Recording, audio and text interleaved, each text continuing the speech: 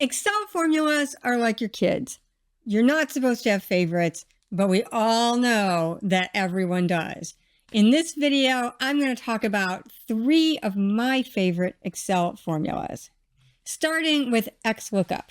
Now, XLookup will allow you to match data in one spreadsheet with data in another spreadsheet. And I use this formula all the time. It's really easy to use. It adjusts automatically if I make changes to my spreadsheets, like adding or removing columns.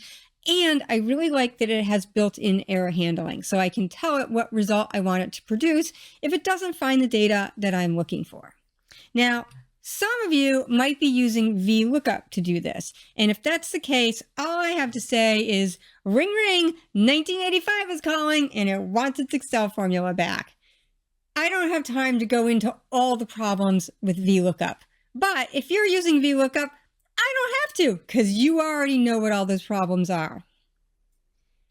Some of you are also probably using index match, and all I can say there is XLookup is so much easier, plus built-in error handling. You really should check it out.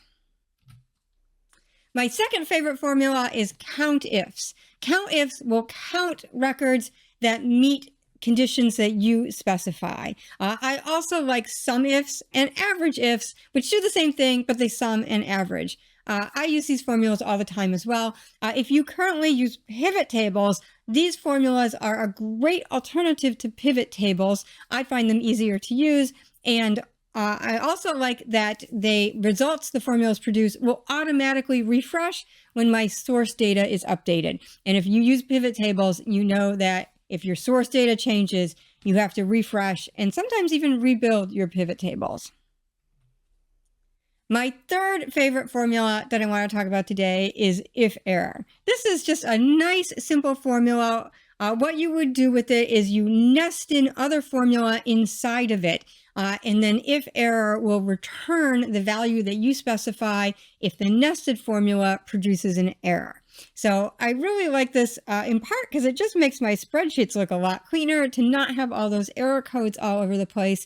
But a bigger concern with all those error codes is that then if I build other formulas that sort of layer on top of that formula, if that original formula produces an error, that error will just cascade down through all of my other formulas, making them all unusable. And IfError will solve that problem for me.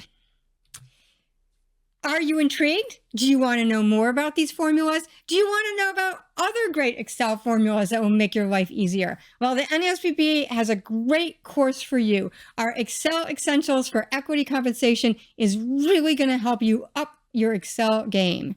It's available on demand now. We'll include a link in the show notes.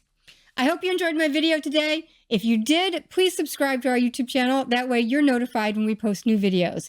Heck, even if you didn't like it, subscribe anyway. Maybe you'll like the next one. Thanks for watching.